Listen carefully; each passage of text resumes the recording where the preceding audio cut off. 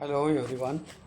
Again we start here the next part in the biostatistics, that is the histogram frequency polygons. In this case, a histogram consists of contiguous, that means adjoining boxes, that means a square box, and it has both horizontal axis and vertical axis, उभा आणि आडवा.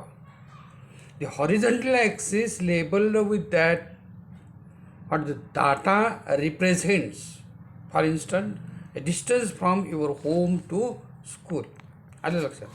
and the vertical axis उभे either a frequency or related frequency or percentage frequency or probability, whatever काय आपण reading घेतलेलं असेल त्या पद्धतीनं फ्रिक्वेन्सी काढत असताना the graph will have the same shape with either label.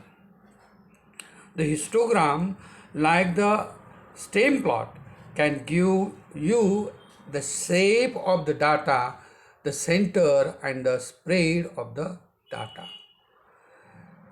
Graphical representation करत असताना परवाच्या ह्याच्यात बघितलं की नुसती लाईन ग्राफ असेल, साधा ग्राफ पेपर त्याच्यावर न दिसता आपण जर हिस्टोग्रामने घेतलं तर हिस्टोग्रामच्या डाटामध्ये आपल्याला वन साईड रिझल्ट आपोआप दिसत असतो. म्हणून हा हिस्टोग्राम्स आणि फ्रिक्वेन्सी पॉलिगॉन्समध्ये त्या पद्धतीनेच, म्हणजे जास्तीत जास्त सोपं कसं होईल. रिप्रेझेंटेशन करत असताना डायग्रॅमॅटिक जसं आपण करत असतो बॉटनीमध्ये एखादी डायग्रॅम काढून आपण बोलू शकतो, तसं हा ग्राफवरती असं सांगता येतं. प्रत्येक गोष्ट डिस्क्राईब करता येते, एक्सप्लेनिंग करता येते, म्हणून इथं हे महत्त्वाचं आहे. आलं लक्षात. A histogram is a graphic version of the frequency distribution. आलं का लक्षात. बघा मी तेच म्हटलं, the graph consist of bars of equal width drawn adjacent to the each other, एकसारखे असले पाहिजे. The horizontal scale represent classes of quantitative data. जो काय क्वांटिटेटिव्ह डाटा असेल त्याचे जे आपण जे क्लास केलेले आहेत, हे नाही 10 ते 20 आले लक्षात, 21 ते 30, 31 ते 40 असे हे क्लास आहेत. ह्याचे जे व्हॅल्यूज आहेत ह्या व्हॅल्यूज त्याच्यावरती मांडायचा. आणि व्हर्टिकल स्केल रिप्रेझेंट फ्रिक्वेन्सी, मग त्याची फ्रिक्वेन्सी किती, 10 ते 20मध्ये बाबा किती विद्यार्थी आहेत, से फॉर एक्झाम्पल 25 आहेत, होईल की नाही, अशा पद्धतीने म्हणजे 25 आले ते फ्रिक्वेन्सी ह्या दृष्टिकोनातून. The light height of the bars corresponds to frequency value. Frequency value जेवढी आहे त्या पद्धतीने तिचं हाईट येणार, बरोबर आहे. समजा 10 ते 20मध्ये आपल्याकडं फक्त 2च झाडं दिसली तर खाली 2च येणार, ठीक नाही. पण 30 ते 40 फुटामध्ये, 31 ते 40 फुटाच्या क्लासमध्ये आपल्याला जर 25 झाडं दिसली तर ते लांबडा दिसणार, हिस्टोग्राम उंच दिसणार. आले लक्षात बाळांनो. पुढे येतेच ते. Histogram are typically used for large continuous quantitative data set. A frequency polygon can also be used when graphing large data sets with data points that the repeats. हा जो पॉलिगॉन आहे फ्रिक्वेन्सी पॉलिगॉन्स तोही तसाच. आलं लक्षात. The data usually goes on x-axis with the frequency being graphed on the y-axis. So time series graph can be helpful when looking at a large amount of the data for one variable over a period. म्हणजे ज्या वेळेला large data असतो त्यावेळेला सगळं सांगत बसण्यापेक्षा आपण graphical representation व्यवस्थित करू शकतो. टू कन्स्ट्रक्ट हिस्टोग्राम, कसं कन्स्ट्रक्ट करायचा. First decide how many bars or intervals also classes. क्लासेसचे इंटरवल्स किती पडतात बघायचं. Represent that data particularly and many histogram consist of 5 to 15 bars classes for clarity. जर क्लिअर आपल्याला सांगायचं असेल, दाखवायचं असेल तर 5 ते 15 बार्स, जास्त करायचं नाही आहे, नाहीतर मग छोटे छोटे दिसतात आणि व्यवस्थित ते दिसत नाहीत. The number of bars needs to be chosen, that is the most important. Choose a starting point for the first interval to be less than the smallest data value. A convenient starting point is a lower value. आलं लक्षात? Convenient starting point जो आहे तो lower value म्हणायचा. काय असेल तो आपला जीवर असेल किंवा पुढे येईल जाईल. Carried out to one more decimal places than the values with the most decimal places. For example इथं आता खाली डाटा दिले. Following data are height in inches nearest half inch. 100 male semi professional soccer players.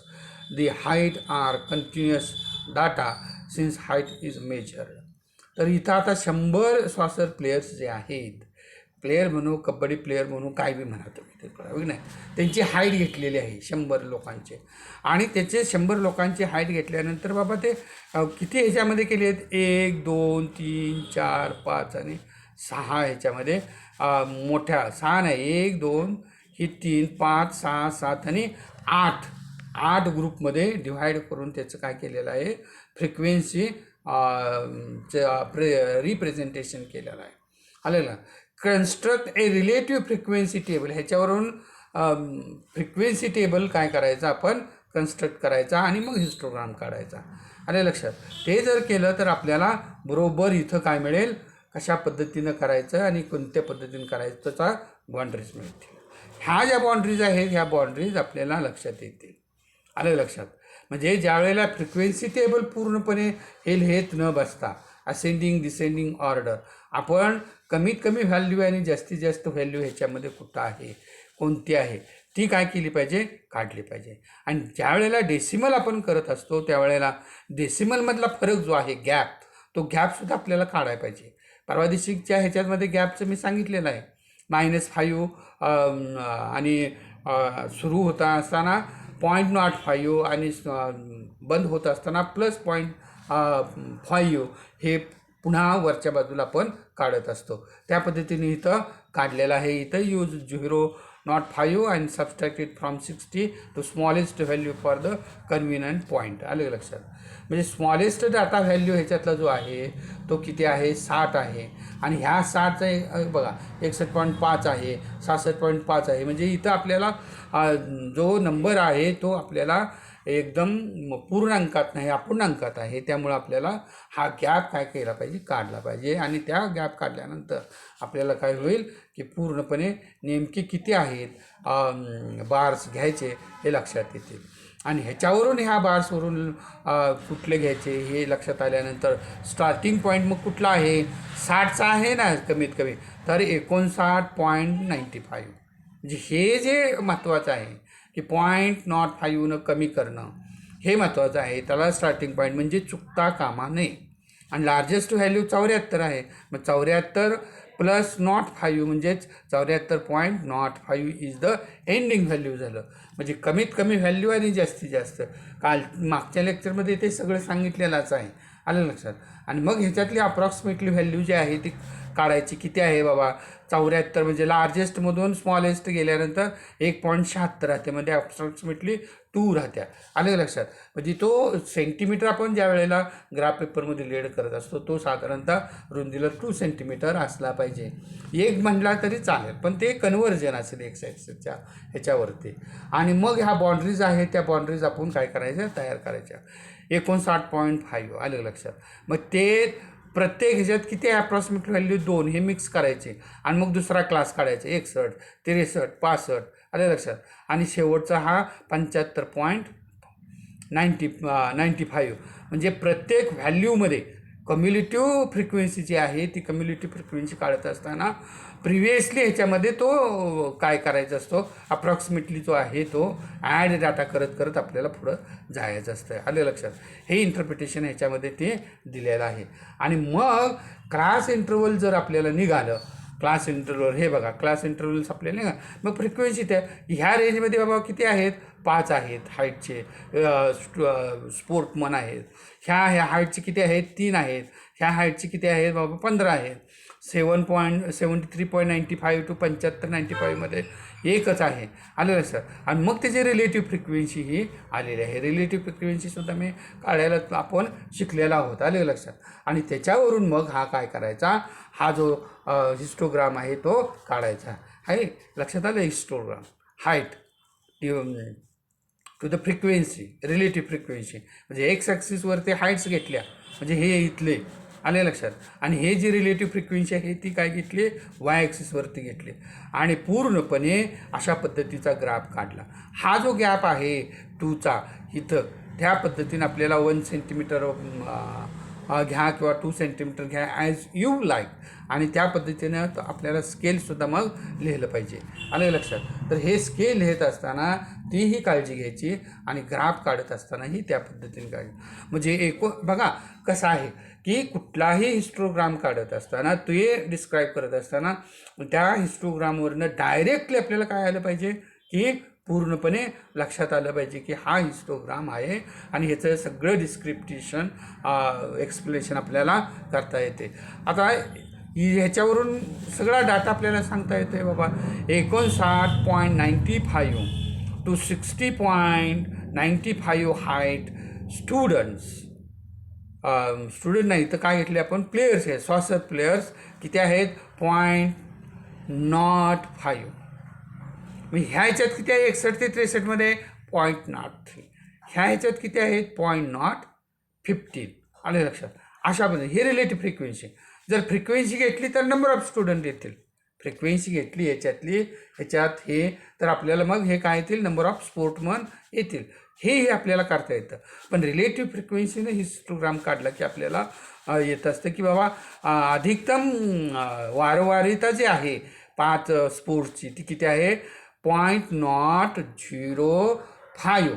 हे इथं दाखवलं, वारंवारिता दाखवणं अत्यंत महत्त्वाचं आहे. म्हणून रिलेटिव्ह फ्रिक्वेन्सी घ्यायची, न की फ्रिक्वेन्सी घेता. आलं लक्षात. हा हिस्टोग्राम आहे. ह्याच हिस्टोग्राममध्ये पुन्हा आपण ह्या एक्स आणि वाय ॲक्सिसच्या ह्याच्यामधून लाईन ग्राफ काढला, आणि ह्याचा मध्य जो आहे दोन्ही ह्याचा, ही जी बार आहे ह्या बारचा हा जो मध्य आहे त्या मध्यवरून अशी जर लाईन काढली आपण, ड्रॉ केली असं, तर ह्याला काय म्हणायचं, पॉलिगॉन्स म्हणायचं. हे बघा असं, याच्यात मला काढता आलं नाही आणि तुम्हाला दाखवता आलेलं नाही व्यवस्थित, अशा पद्धतीनं ह्याला पॉलिगॉन म्हणायचं. आलं लक्षात. तर फ्रिक्वेन्सी पॉलिगॉन आहे तो अशा पद्धतीनं काढायचा, म्हणजे लाईन्स असे काढायचे इथं. आलं लक्षात.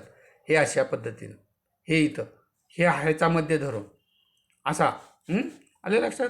मग आता इतर ह्याच्यात बी दाखवलेलं आहे, ह्याच्यातले हे इंटरप्रिटेशन तुम्हाला सांगितलेलं आहे. आता फ्रिक्वेन्सी पॉलिगॉन जो आहे तो frequency polygons are analogous to line graph. मग आता मी सांगत होतो तसं लाईन ग्राफ काढायचा आहे. And just as line graph make continuous data usually easy to interpret, so do not frequency polygons.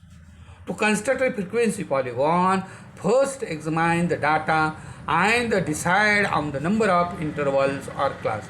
म्हणजे जसा हिस्टोग्राम आपण तयार करतो त्यावेळेला आपण क्लासेस किती होतील बाबा ह्याची जसा विचार केला, तसंच हा तयार करत असताना सुद्धा ह्याच पद्धतीने करायचं. इंटरवल कोणता आहे, किती इंटरवल नंतर आपल्याला ते येणार आहे. आले लक्षात. म्हणजे वरचा डाटा काढला आहे तो संपूर्णपणे ह्याचाही डाटा अशाच पद्धतीने आपल्याला काढला पाहिजे. मग use on the X axis आणि वाय ॲक्सिसवरती तो काय करायचा, हे करायचा. Frequency polygon can also be used when graphing large data sets with the data points that repeats. The data usually goes on Y axis with the frequency being graphed on the X axis. आलं लक्षात. आता आपण एक्झाम्पलच घेऊया की हे जे example आहे वेगळ्या पद्धतीचं बघा. Frequency polygon was constructed from the frequency table which is below here 5/100 म्हणजे 5/100 गुणिले 100 म्हणजे किती आलं, 5 आलं. Like this. म्हणजे हे ह्याच्या पद्धतीनं. आणि मग x1 x2 x2 जे आहे x3 x4 एक्सेट्रा एक्सेट्रा ते काढत असताना पुन्हा आपल्याला त्या व्हॅल्यूज ज्या फ्रिक्वेन्सी आहेत त्या व्हॅल्यूज इथं काय केलेल्या आहेत, डायरेक्टली काढून मी ह्याच्यात घेतलेल्या आहेत. आलं लक्षात. न सगळा हे न करता आणि तयार केलेला फ्रिक्वेन्सी डिस्ट्रीब्युशन डाटा दिलेला आहे. आणि तयार केलेल्या फ्रिक्वेन्सी डिस्ट्रीब्युशन डाटामध्ये जी लोअर बॉन्डची व्हॅल्यू आहेत आणि अप्पर बॉन्डच्या व्हॅल्यूज आहेत त्या इथं दिलेल्या आहेत. लोअर बॉन्ड कुठून आला आहे, 49.5चा, आणि अप्पर बॉन्डचा त्याच्यातला किती आहे, 59.5चा. आले लक्षात. म्हणजे ज्या वेळेला 60 हाईट असते त्या मुलांची सॉसर खेळाडूंची, ती आपण करत असताना काय केली की बाबा 60 न घेता त्याच्यात -5 करून 59 पॉईंट हे केले. पण ज्या वेळेला फ्रिक्वेन्सी काढतो त्यावेळेला जो ग्रुप आहे आणि गॅप आपल्याला भरून काढायचा आहे तो हा मागून घ्यायचा 10च्या पटीमध्ये, आले लक्षात. आणि मग ह्याच्या पटीमध्ये घेतल्यानंतर आपल्याला मग मागून यायचं 49 ते 59, 0.5 आले लक्षात. अशा पद्धतीनं मग ह्याच्या ज्या फ्रिक्वेन्सी आहेत 5, 10, 30, 40, 15 आलं लक्षात. अशा पद्धतीनं मग कम्युनिटी फ्रिक्वेन्सी कशी, हे कम्युनिटी फ्रिक्वेन्सी 5, 15. आता ही जी कम्युनिटी फ्रिक्वेन्सी आहे ती तुम्हाला मागच्या ह्याच्यामध्ये मी काढायला शिकवलेली आहे, आले लक्षात. Total number of frequency divided by total number of the काय ऑब्झर्वेशन्स असतील ते. आणि मग पहिल्या ह्याच्यात दुसरा ह्याचा काढत असताना पहिल्यातली कम्युनिटी फ्रिक्वेन्सी काय करायची, प्लस करायची. म्हणजे हे जे 10 आले म्हटल्यानंतर 10 अधिक 5 आता 15.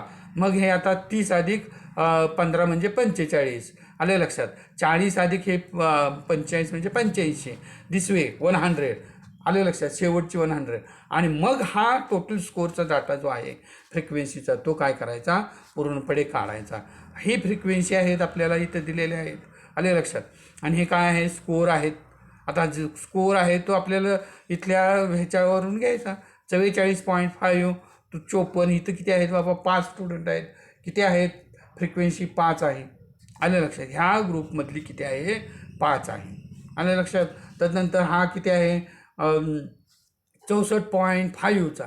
इथं किती आहे, 10 आहे, 64.5चा, आलं लक्षात. इथं 64.5 हे 10 आहे. म्हणजे फ्रिक्वेन्सी जी आहे ती फ्रिक्वेन्सी ह्याच्यामधून काढून आपण काय केलं पाहिजे की नेमकं जो लाईन आहे तो लाईन त्या ग्राफवरती आपण मांडली पाहिजे. हा स्कोर डाटा जो आहे त्या स्कोर डाटावरून टेस्ट स्कोर डाटा तयार केलेला आहे, त्याच्यावरून आपल्याला हे काढता येत असतं. आणि ह्यालाच काय म्हणायचं, फ्रिक्वेन्सी पॉलिगॉन म्हणायचं. किंवा मगाशी जसं सांगितलं तसं सेंटर काढायचा आणि सेंटर हिस्टोग्रामचा त्याच्यावरती काय करायचे, लाईन्स मारायच्या. आणि ह्या लाईन्स म्हणजेच फ्रिक्वेन्सी पॉलिगॉनच्या लाईन्स. हा सेपरेट असावा, सेपरेट दाखवावा म्हणून मी काय केलेलं आहे, तयार केलेला आहे. So this is all this things in this case. इथं मी इंटरप्रिटेशन बी दिलेलं आहे. The first label on the X axis is 44.5 हे. आणि this represents and interval extending 39 to 49. म्हणजे जो इंटरव्हल आपण घेतलेला आहे त्याच्यातून हा काढलेला आहे. सिन्स द लोएस्ट स्कोअर 54.5 जो आहे याच्यातला तोही त्याच पद्धतीनं काढलेला आहे. This interval is use only allow the graph to touch the X axis and the point labeled as a 54.5 सेकंडचा. आणि it has to be represent the next interval. म्हणजे प्रत्येक वेळेला तो काय होत असतो, next part, next class represent करत असतो. त्यांनाच काय म्हणायचं, फर्स्ट म्हणायचं किंवा रिअल इंटरवल म्हणायचं. फ्रॉम द टेबलमधला असणारा रिअल इंटरवल, आलं लक्षात.